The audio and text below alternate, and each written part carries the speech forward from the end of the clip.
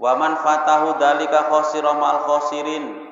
Barang siapa kok sudah kelewatan, enggak bisa taat di waktu yang sudah ditentukan, maka akan menjadi orang yang rugi bersama orang-orang yang merugi.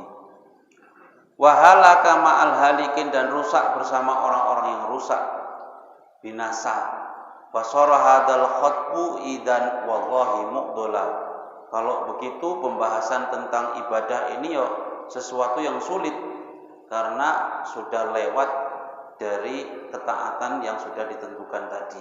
Yang seharusnya dijalankan, ketaatan malah dilewatkan. Wal khataru aziman, sedangkan khawatir itu sangat besar. Falidalik az-zaman yaksidu hadza tariq.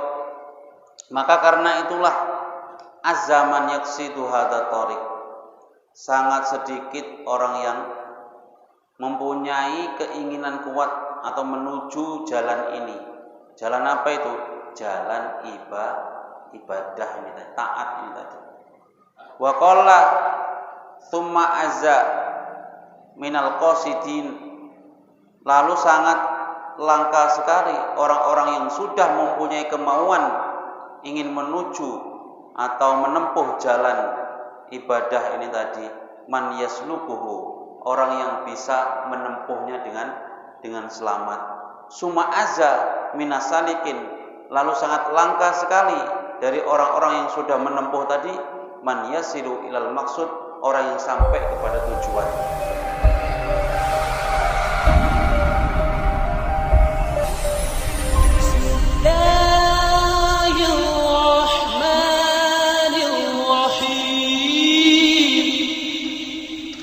Bismillahirrahmanirrahim. Lanjut kitab Minhajul Abidin Imam Ghazali.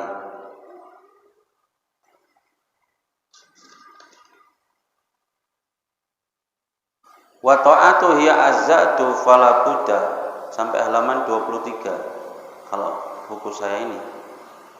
Fala fa ta'atu hiya azzatu, sebelumnya sampai taat ya. Taat adalah bekal fala budda minha, yang harus dicari. Taat kepada Allah itu adalah bekal kita menghadap Allah Subhanahu wa taala. Kita nanti menghadap Allah, yang kita hidangkan, kita bawa, ya Allah inilah taatku waktu di dunia. Wa hiya fa'itatun fala maraddalaha, itu sesuatu yang akan hilang karena berhubungan dengan waktu dan tidak akan pernah kembali lagi. Enggak akan bisa kembali lagi. Idza fatat li'annaha huququl awqat. Makanya kita itu ingatlah kata Nabi itu, badiru bil a'mal. Wis pokoknya cepet-cepet mau melakukan amal soleh cepet. Sekarang orang yang suka menunda amal soleh, atau bahasanya suka nanti mengundur-mundur, itu orang yang tertipu. Ini setan sangat-sangat senang orang kayak gini. Ayo ke masjid, yuk ngaji, nanti.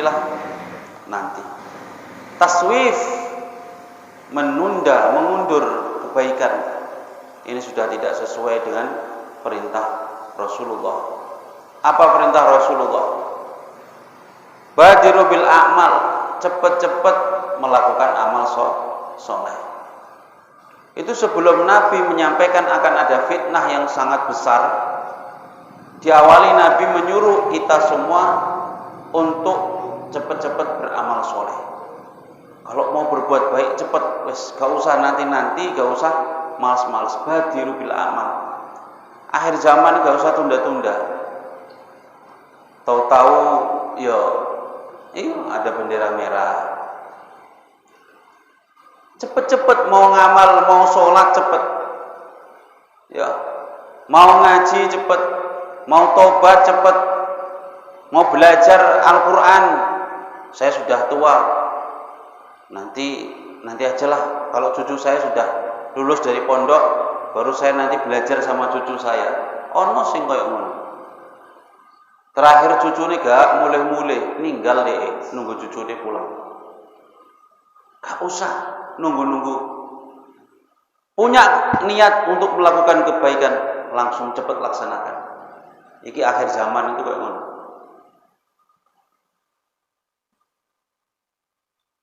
Makanya Nabi itu 1400 tahun yang lalu sudah ngomong, badiru bil amal.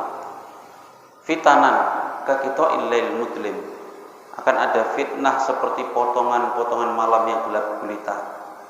Yusbihu fiha ar-rajulu mu'minan wa yumsi kafiran. Esok laki-laki yang masih beriman sore menjadi kafir. Au yumsi mu'minan wa yusbihu kafiran. Atau sore masih iman, pagi tiba-tiba sudah jadi kafir. Saking cepatnya perubahan hati manusia di akhir zaman. Makanya kita disuruh cepat. Faman dhafira biha faqad faza. Barang siapa kok bisa meraih memenangkan taat di waktunya, maka benar-benar beruntung. Dengar azan langsung, jangan nanti langsung berangkat. Dengar kajian, nantilah minggu depan, gak usah minggu depan. Begitu dengar punya niat untuk berangkat ke kajian, langsung berangkat. Karena itu baik. Punya kerentek, mau sedekah, langsung laksanakan. Setan itu paling senang kalau kita menunda-nunda. Ini termasuk didikannya Imam Ghazali dalam melawan nafsu, melawan setan. Sedikit saja kita kasih peluang untuk menunda, maka setan sudah berdatangan.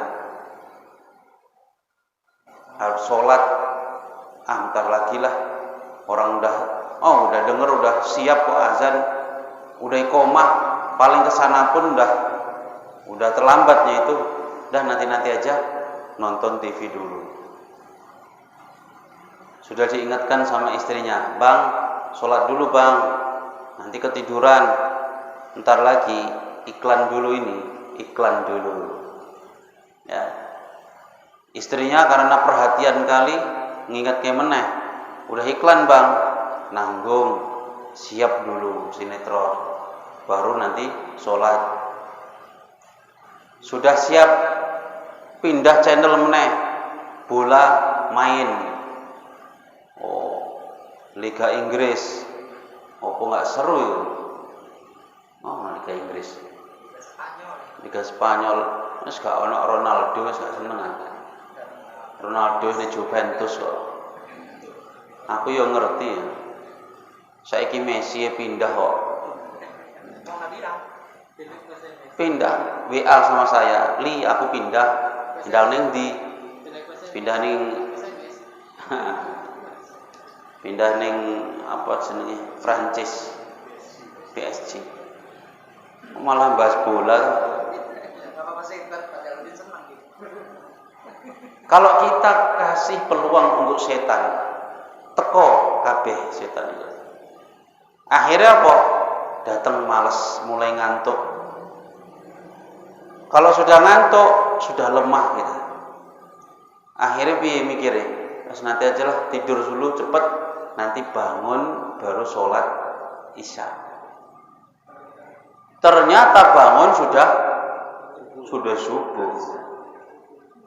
Waktu sholat isya mulai jam 8 sampai subuh jam 5. Berapa jam? Ayo. Hampir 12 jam. 9 jam. 9 jam sampai lewat begitu saja. Bayangkan, itu hebatnya siapa? Syaitan. Inilah yang kemudian menjadikan Imam Ghazali menulis buku-buku tentang cara melawan sesuatu yang membuat ibadah kita gagal. Salah satunya kok ini kemau. Makanya ingat kata Nabi, badiru bil amal, wis cepet-cepet mau amal soleh cepet-cepet. gak usah kasih kesempatan sama setan, gak usah tunda-tunda, nanti gak usah. Badiru bil amal.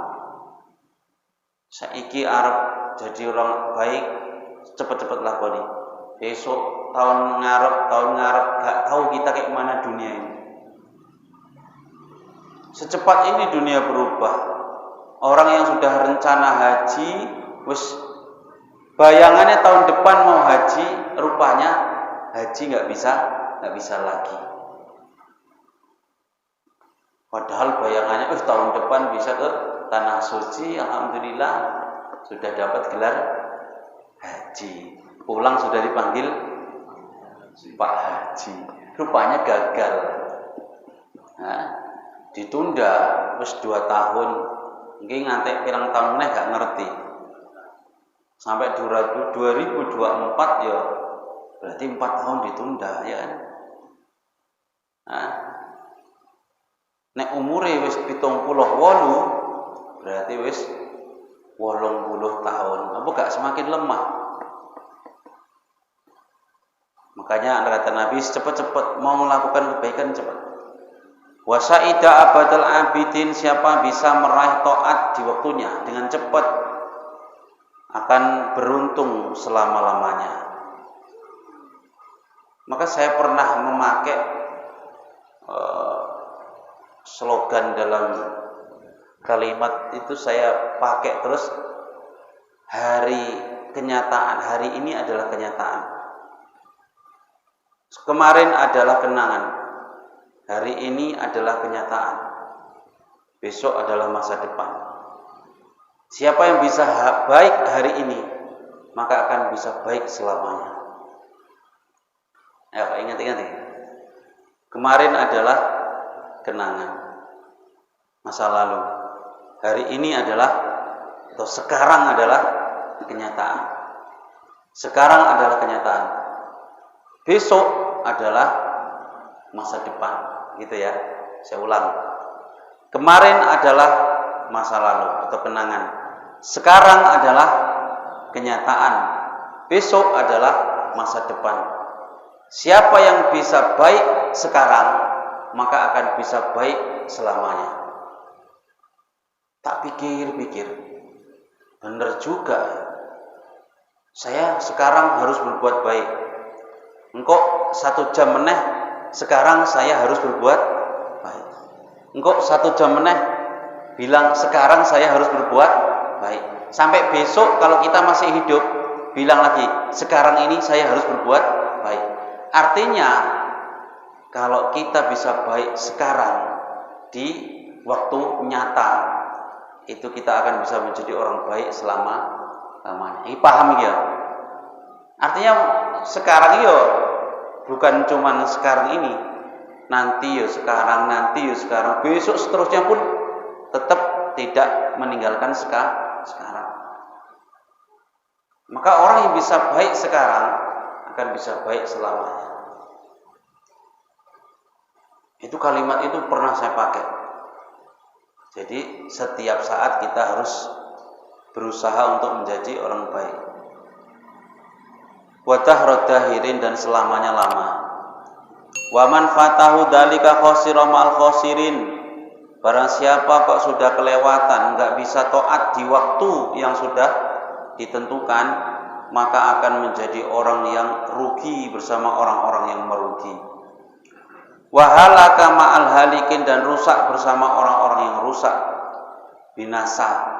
Basara hadal khatbu idan wallahi muqdola. Kalau begitu pembahasan tentang ibadah ini sesuatu yang sulit, karena sudah lewat dari ketaatan yang sudah ditentukan tadi. Yang seharusnya dijalankan, ketaatan malah dilewatkan. Wal khataru aziman, sedangkan khawatir itu sangat besar. Falidalik az-zaman yaksidu hadha tariq. Maka karena itulah az-zaman yaksidu hadha tariq, sangat sedikit orang yang mempunyai keinginan kuat atau menuju jalan ini. Jalan apa itu? Jalan ibadah ini tadi, taat ini tadi. Wa qalla Tsumma azza minal qasidin, lalu sangat langka sekali orang-orang yang sudah mempunyai kemauan ingin menuju atau menempuh jalan ibadah ini tadi, man yaslukuhu, orang yang bisa menempuhnya dengan selamat. Summa azza minasalikin, lalu sangat langka sekali dari orang-orang yang sudah menempuh tadi, man yasilu ilal maksud, orang yang sampai kepada tujuan. Saya ulang, sedikit orang yang punya keinginan untuk menempuh jalan ibadah dengan sungguh-sungguh dan menjadi jalan untuk dekat kepada Allah, menjadi kekasihnya Allah. Itu sithik.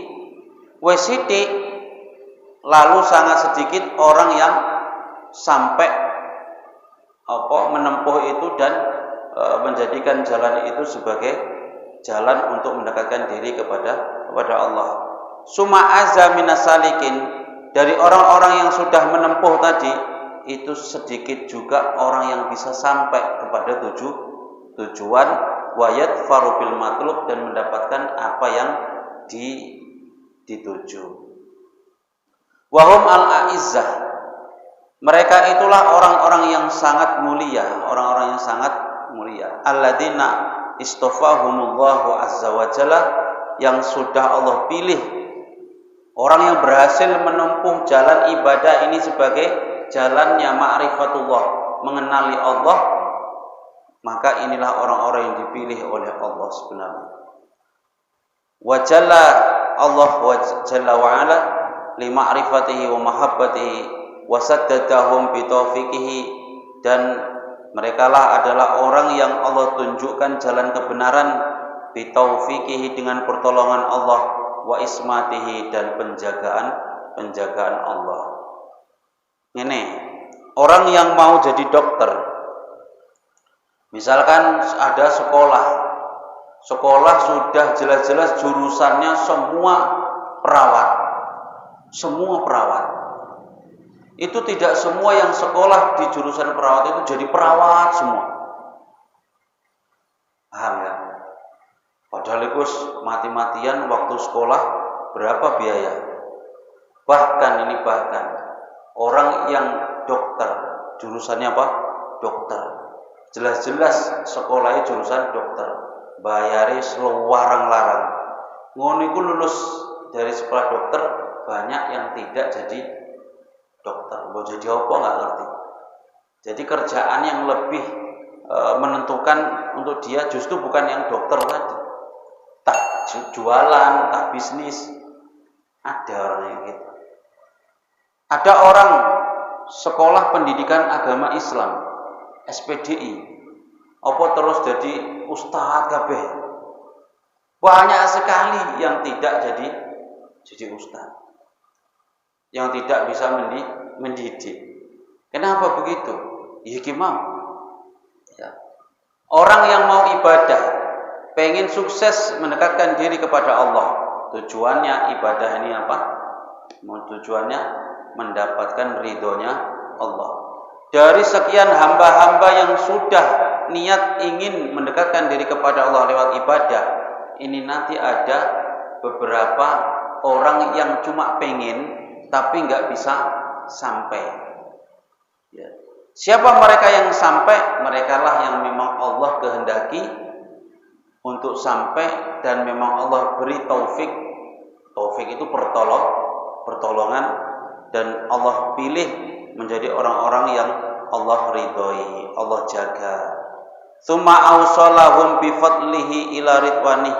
Kemudian Allah sampaikan mereka orang yang terpilih tadi dengan anugerahnya ila ridwanihi, menuju ridhonya Allah Subhanahu wa taala, wa jannatihi, dan surganya Allah. Fa nas'aluhu, maka kita meminta kepada Allah Jalla wa ala dzikruh, ayat ja'alakum, untuk menjadikan kalian, amin, ini doakan Imam Ghazali.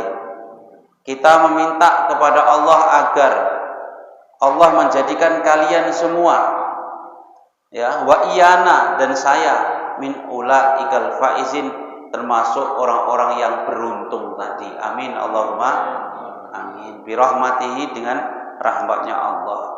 Ini yang mendoakan adalah Imam Ghazali, mendoakan kita agar senantiasa menjadi orang yang sukses di antara ahli-ahli ibadah yang ingin mendapatkan ridhonya Allah Subhanahu wa taala. Naam, iya. Walamma wajadna hadhihi tariq bi hadhihi sifah, nadharna fa'am annan an-nadhar fi kayfiyati qat'iha wa ma yahtaju ilaihi al-'abdu min al-uhbah wal uddah wal alah wal khilah min ilmin wa amalin asa ayaqta'aha bi husni taufiqillah fi salamah. Setelah Imam Ghazali melihat kayak gitu sulitnya ibadah, maka Imam Ghazali berusaha untuk mencari cara bagaimana menempuh ibadah yang sulitnya seperti itu. Melihat penghalang-penghalangnya sangat banyak, melihat nafsu kita juga ada, setannya juga menggoda, maka Imam Ghazali menulis buku ini. Wala yanqati'u fi aqabatihal muhlikah. Wala yanqati'u fi aqabatil muhlikah fayahliku ma'al halikin wal iyadzu billah. Na'udzubillah. Jangan sampai kita jadi orang-orang yang gagal dalam menempuh jalan ibadah ini. Fasonafna fi qati hadi tariq wa sulukiha kutuban. Maka dari itu kami menyusun kitab seperti apa? Ihya'u Ulumuddin. Ka Ihya'i Ulumuddin, kitab yang fenomenal yang ditulis oleh siapa? Imam Ghazali. Ihya Ulumuddin. Tapi kalau mau ngaji Ihya Ulumuddin iku suwi karena kitabnya tebal. Nah, ini kitab terakhir yang ditulis Imam Ghazali, ini tipis. Ya. Ini syarahnya makanya tebal begini. Kalau enggak kitabnya tipis. Tipis wae nek ora dibacakan enggak iso sa. Ini tipis tapi sudah disaring oleh Imam Ghazali dari kitab-kitab yang tebal-tebal tadi. Ka'iyah Ulumuddin wal qurbah ilallah ta'ala wa ghairi dalik ihtawat yang mencakup mengandung ala daqaiq minal ulum, yang mencakup ilmu-ilmu yang sangat lembut, iktasad alal afhamil amah yang sangat sulit dipahami oleh orang-orang awam. Faqatahu fiha wa qadu fi ma lam yuhsinuhu minha. Sehingga orang-orang awam itu karena tidak paham, mereka ngomongnya jelek-jelek. Fa ayu kalamin afsahu min kalami rabbil alamin. Maka kalimat mana, ucapan mana yang lebih fasih dari kalamnya Rabbul Alamin? Allah itu Al-Qur'an itu adalah firman-Nya Allah, ya. Bahkan Nabi bersabda, fa inna ahsanal, kayak mana kalimatnya? Wa inna khairal hadi Muhammad. Inna khairal hadisi kitabullah wa khairul hadi Muhammad, atau wa khairul huda Muhammad. Sebaik-baiknya ucapan kalam itu adalah kalamnya Allah, firman-Nya Allah, yaitu Al-Qur'an.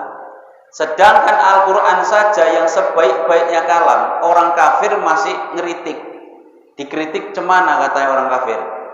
Asatirul awwalin. Itu dongeng-dongengnya orang-orang terdahulu saja. Itu sekelas Al-Qur'an yang dari Allah Subhanahu wa taala. Makanya Imam Ghazali bilang, apa meneh sing buku-buku sing tak tulis sing tebal-tebal. Makanya Ihya Ulumuddin itu sangat banyak pengkritiknya. Terlebih orang-orang Salafi, mohon maaf saya sebut.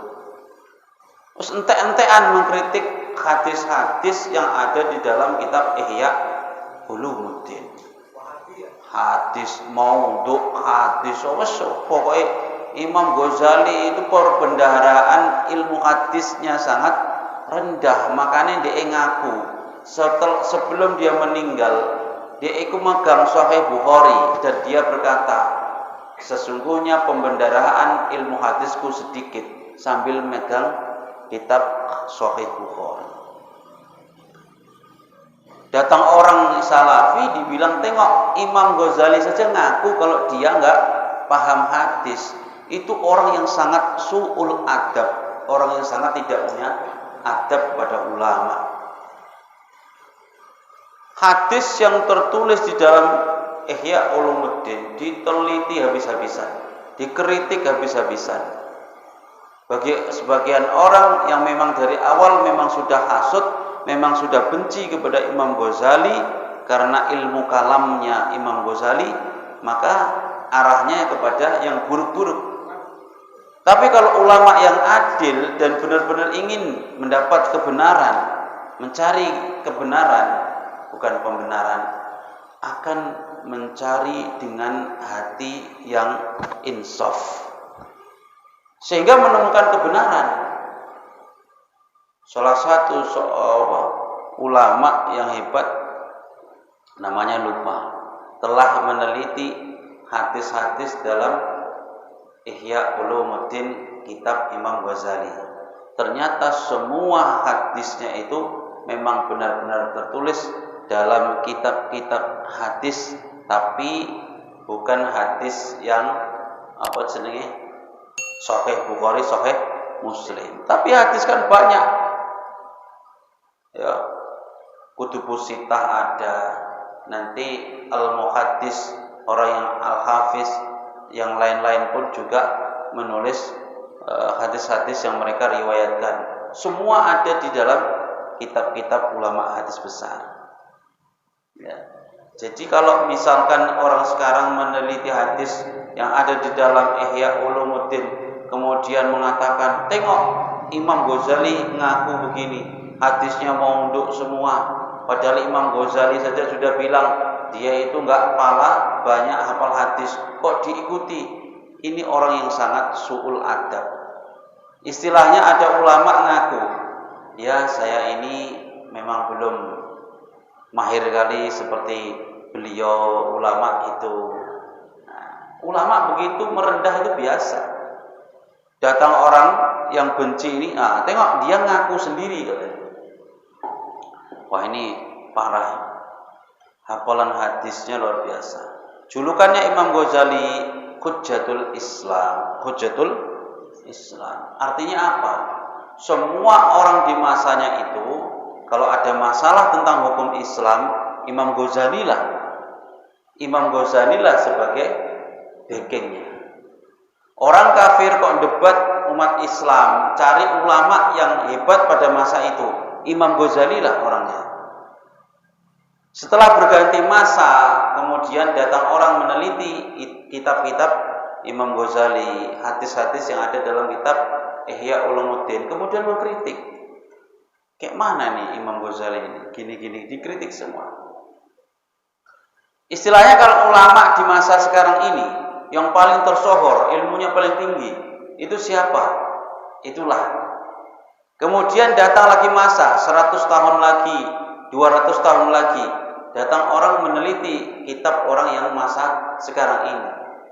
Kemudian mereka bilang, imam ini yang hidup di masa sekarang ini ternyata ilmunya kurang bagus, orangnya begini-begini, dikritik habis-habisan.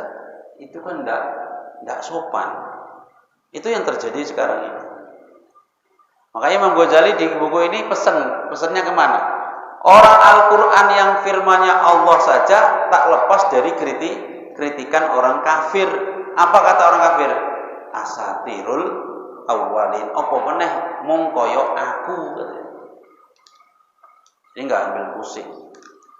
Banyak orang yang hater atau yang membenci, banyak juga pasti yang followernya, penggemar Imam Ghazali. Ibaratnya kayak gitu. Saiki kan ngono, haternya ono, mesti penggemarnya juga ada. Kayak Ayu Ting Ting kemarin loh, Ayu Ting Ting. Haternya kan sampai luar biasa, tapi pendukungnya, followernya juga banyak. Kira-kira kayak ngono. Imam Ghazali dikritik, orang sudah berjuluk Hujjatul Islam, dikritik, ya pasti ada yang membela toh ya. Karena mereka itu tak suka Imam Ghazali, karena Imam Ghazali itu sangat-sangat mendalami ilmu kalam. Mereka cari dalil lagi. Tengok Imam Syafi'i pun yang diikuti oleh mayoritas ulama di Indonesia. Apa kata Imam Syafi'i tentang ilmu kalam? Padahal salah paham dengan ilmu perkataan Imam Syafi'i. Ilmu kalam pada saat Imam Syafi'i, pada masa Imam Ghazali itu sudah beda. Masanya sudah beda. Di mana memang ilmu kalam di masa Imam Syafi'i itu enggak parah. Ya, masa Syafi'i itu masih salaf 150 tahun Hijriah. Imam Syafi'i lahir, wafat 204. Itu masa-masa akidah pun masih murni. Ya. Akidah pun belum begitu banyak yang melenceng. Paling musuhnya untuk melawan kesyirikan, ya, orang kafir yang jelas-jelas tidak mempercayai Allah. Orang yang mukmin, orang yang kafir, itu sudah jelas. Tapi nanti di masa setelah Imam Syafi'i campur-campur ilmu kalam. Orang Yunani terus masuk, Islam semakin banyak, kemudian karya-karya umat Islam diterjemah ke bahasa orang-orang di seluruh dunia. Bahasa Yunani, bahasa Eropa, bahasa ini. Nah, orang-orang yang ada di Eropa, yang ada di Yunani, itu ilmunya wis campur aduk. Ilmu kalam itu sudah berkembang di masa Imam Ghazali. Sehingga mau tak mau Imam Ghazali harus adu argumen dengan cara mengembangkan ilmu kalam. Tapi harus tidak keluar dari koridor Al-Quran dan hadis. Ulama ini kan harus unggul di zamannya. Nabi itu pun begitu. Nabi di masa Nabi Musa, mukjizatnya beda dengan Nabi di masa Nabi Nuh, di masa Nabi Isa, di masa Nabi Ibrahim, beda-beda. Kenapa Nabi Muhammad mukjizatnya adalah Al-Quran? Karena pada saat Nabi Muhammad, orang Arab, bangsa Arab itu hebat-hebatnya membuat syair-syair. Sehingga mukjizatnya Nabi berupa Al-Quran. Tapi Al-Quran bukan syair. Tapi keindahan kalimat-kalimatnya melebihi syair. Ulama ini warasatul anbiya, harus punya keistimewaan yang bisa mengalahkan, yang bisa dibuat hujah untuk mengalahkan musuh. Pada masa Imam Ghazali, orang mengembangkan agama mereka itu dengan filsafat. Kristen difilsafatkan. Jadi mau tak mau Islam harus difilsafatkan juga. Siapa? Imam Ghazali. Kalau nggak ada Imam Ghazali, Islam nanti bisa kalah. Orang Nabi pesan al-Islam ya'lu wala yu'la alaih. Islam itu harus tinggi, tidak boleh lebih tinggi, tidak boleh. Harus tinggi. Mereka bisa filsafat, Islam harus bisa filsafat. Kira-kira ngono. Ya. Itu supaya orang tetap tidak lari kepada agama lain. Itu cara dakwahnya Imam Ghazali yang melawan orang-orang filsafat dari orang agama lain yang kemudian melawan Islam dengan filsafat mereka. Itu Imam Ghazali. Gak iso, mau omongan nih. Orang datang kepada Islam, orang ulama. Saya mau tanya, tapi nggak boleh dijawab pakai dalil. Contoh nih, saya mau tanya kepada kamu wahai Ustaz, tapi saya tidak mau dijawab dengan dalil Al-Quran, dalil hadis, saya nggak mau. Kira-kira mau dijawab pakai apa? Kan main akal juga kan? Lah, ini ilmu jenenge ilmu otak-atik matuk. Otak-atik matuk. Wong lawan wong sing kolot ngono kuwi, dia pun dari awal sudah bilang, saya mau minta jawaban. Tapi ingat, nggak boleh pakai dalil Al-Quran, nggak boleh pakai dalil hadis. Ngelawan pakai apa? Sementara masyarakat semua pada waktu itu koyok ngono kabeh. Mau tetap disampaikan Al-Quran dan hadis, yo mereka nggak akan mau masuk Islam. Itu maksudnya menghadapi masyarakat begitu. Imam Ghazali berada di masa berkembangnya ilmu kalam, ilmu apa? Filsafat. Mau tak mau harus dikembangkan juga supaya Islam ini bisa diterima. Koyok ngono kok dikritik orang setelahnya. Wes gak zamane. Wes ora zamane. Nah, orang datang kepada Ustaz, saya mau tanya. Katanya di surga itu enggak ada orang berak, enggak ada orang kencing. Ya. Tapi di surga itu makan dan minum. Coba jawab. Mana mungkin orang makan minum tapi enggak kencing? Mumet apa orang? Oh, dalilnya adalah begini dalam hadis begini. Wong gak oleh nggo hadis. Enggak boleh jawab pakai Al-Qur'an. Ayo. Mau tak mau harus adu argumen pakai otak-atik matuk kan. Iblis itu terbuat dari api, iya kan Ustaz? Ya, betul. Kalau iblis itu nanti dimasukkan ke neraka, sedangkan neraka itu api, apa manfaatnya? Kan nggak bisa menyakiti iblis. Wong iblis tercipta dari api kok dimasuki ke api. Jawab ngono kan kudu nganggo akal kan. Terakhir Ustaznya jawab. Yang pertama, di surga nggak ada berak, nggak ada kencing. Sedangkan di sana bebas makan minum. Kamu pernah di dalam kandungan? Pernah? Bayi itu bertambah beratnya, berkembang apa enggak? Berkembang. Bayi itu makannya dari mana? Dari ibunya. Dari apa? Plasenta. Berarti bayi itu juga makan dan minum, sari makanan dari ibunya.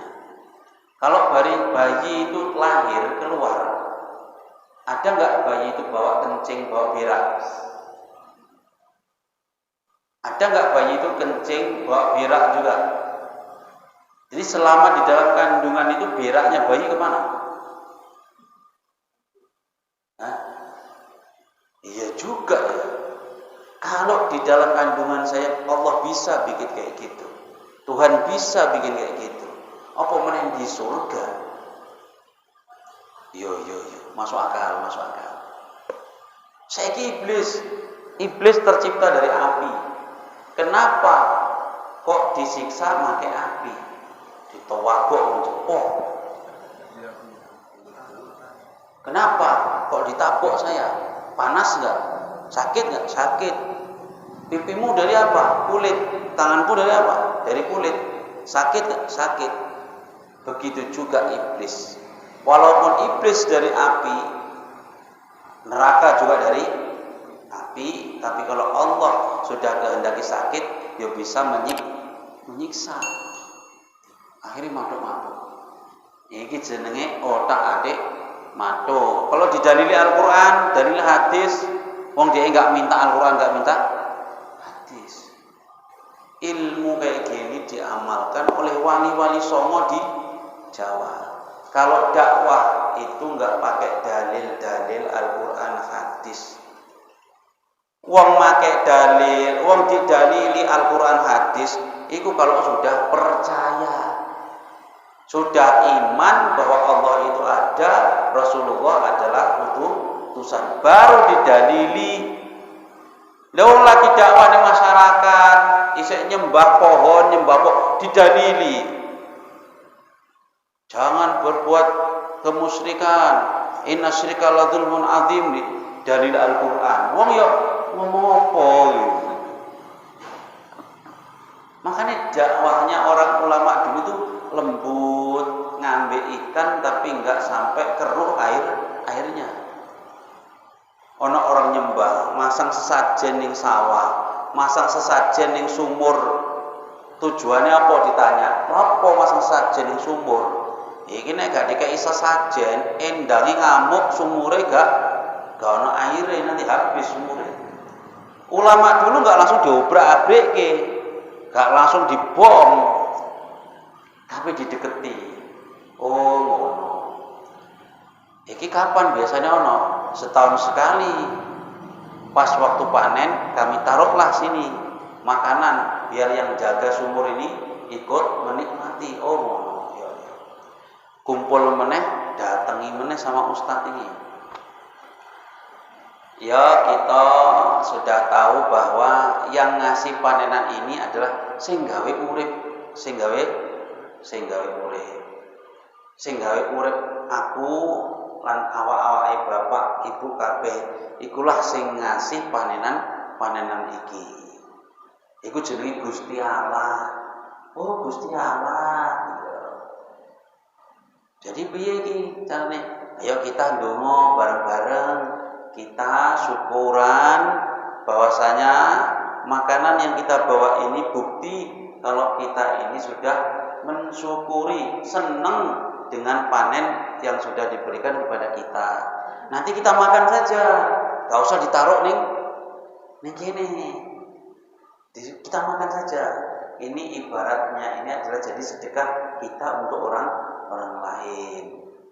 Ya saya pimpin doa, dipimpin doa niatnya bukan lagi untuk yang jaga ini tadi, tapi sing gawe urip, sedikit-sedikit diarahkan kepada tauhid la ilaha illallah.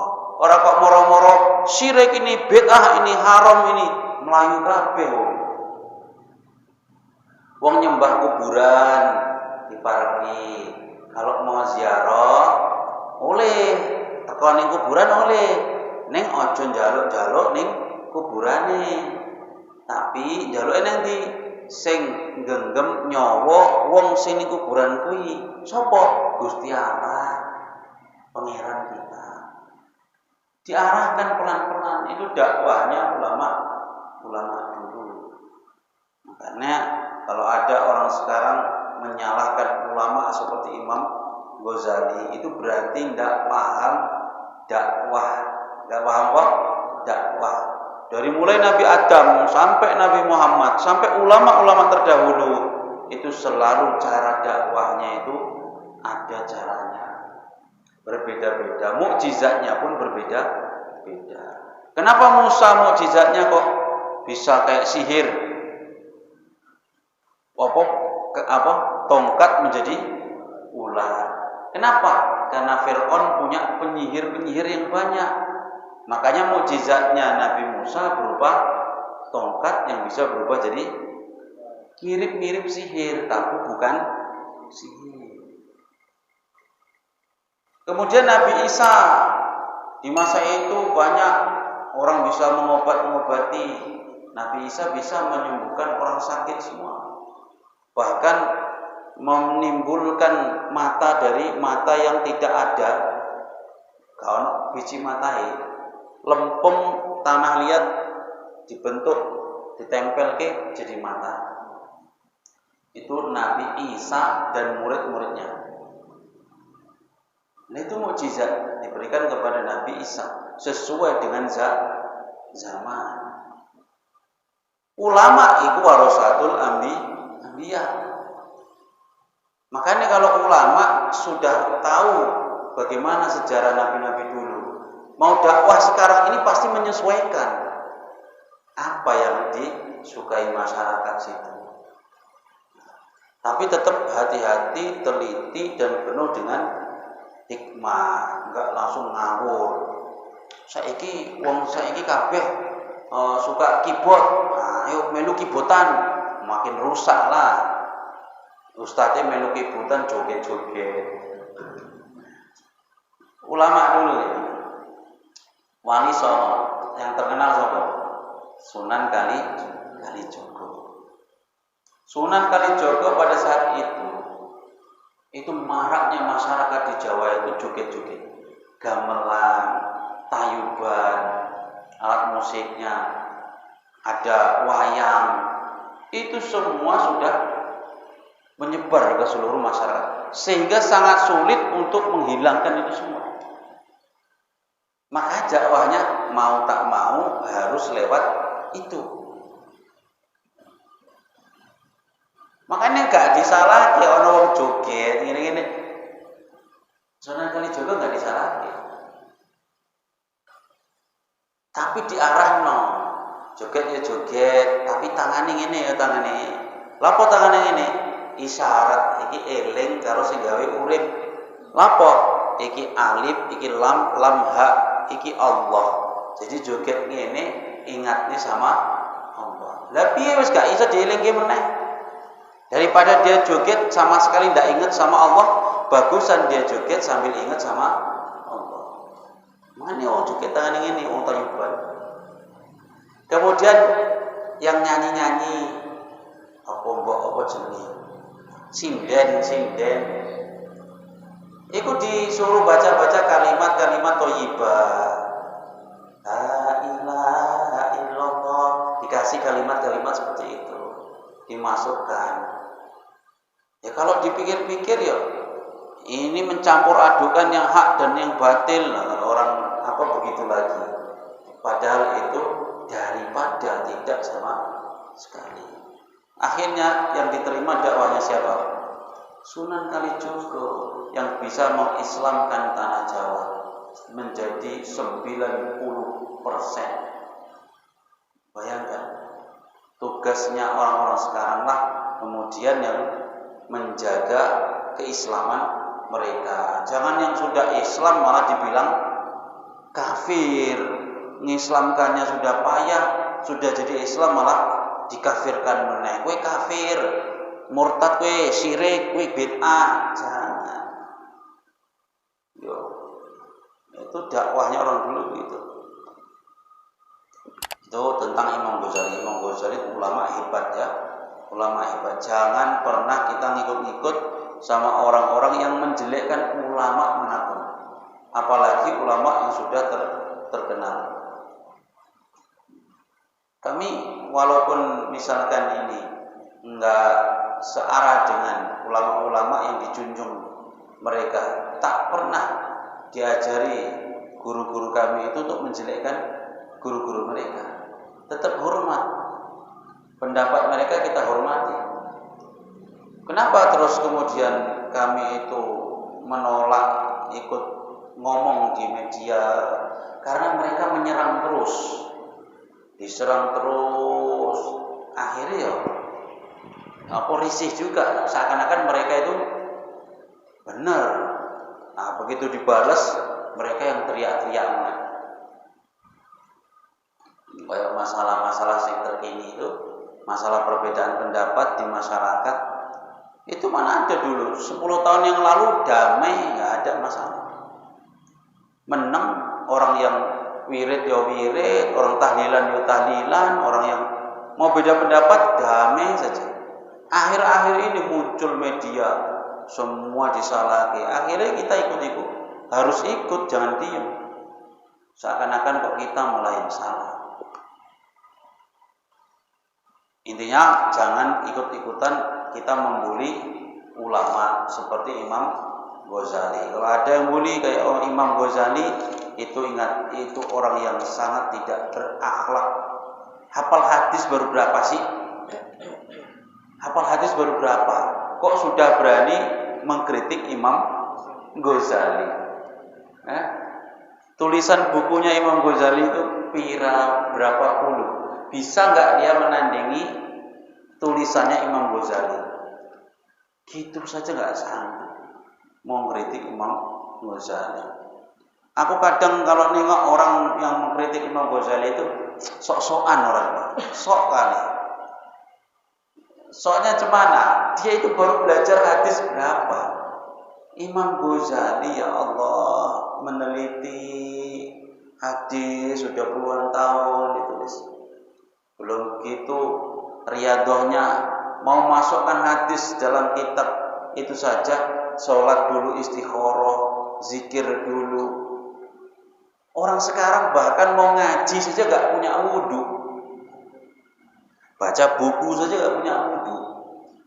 Lah orang kayak Imam Ghazali itu mau meletakkan tulisan hadis, satu hadis itu sudah melalui proses wudu, sholat istikharah dulu, minta petunjuk dari Allah. Namun kok ada dikritik sama orang-orang yang sekarang mau belajar baca hadis pun tidak wudu, kadang tidak. Ya Allah ya kali. Wis ngono nganggo laptop neh. Laptopnya mati, hilang kuwi. Wis gak iso neh. Imam Ghazali hafal ini kritik. Ini tentang Imam Ghazali. Beliau pesan sama kita, opo meneh orang seperti saya, setingkat Al-Quran yang firmannya Allah saja tak lepas dari kritikan. Dibilangnya Al-Quran adalah kisah-kisah orang terdahulu. Innahu asatirul awwalin.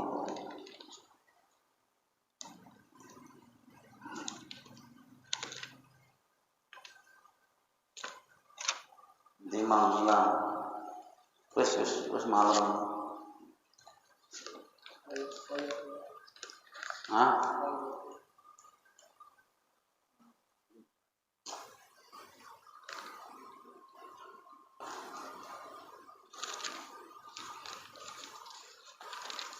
Ada pertanyaan? Alam tasma ila qouli Zainil Abidin. Apakah kamu tak mendengar pada ucapan Zainal Abidin Ali bin Husain bin Ali bin Abi Thalib, cucunya anaknya Husain, namanya Ali Zainal Abidin ridwanullahu alaihim ajma'in. Inni la aktumu min ilmi jawahirah kaila yaradaka dzu jahlin fayaftatina. Sesungguhnya aku menyimpan ilmu jauhar, inti-inti ilmu. Kenapa saya simpan? Supaya orang-orang bodoh tidak mencela. Iya benar juga kalimat itu. Ilmu gak usah di-share terlalu banyak kepada orang yang bodoh. Mereka nanti gak mampu untuk memahami, bukan malah menerima, tapi malah diejek, kebesaran kapasitas. Jadi gak mampu mencerna, akhirnya ngejek. Opo ini kalimatnya diucapkan Ali Zainal Abidin. Sungguh aku menyimpan ilmu jawahirahu, inti-inti dari ilmu. Supaya apa? Supaya orang yang bodoh tidak melihat itu dan kemudian menjadi terfitnah. Wa qad taqaddama fi hadza bis. Semoga bermanfaat pertemuan malam ini. Jika ada salah dari saya pribadi, jika ada benar pastilah dari Allah semata. Usikum wa nafsi bi taqwallah. Assalamualaikum warahmatullahi wabarakatuh. Subhanallah.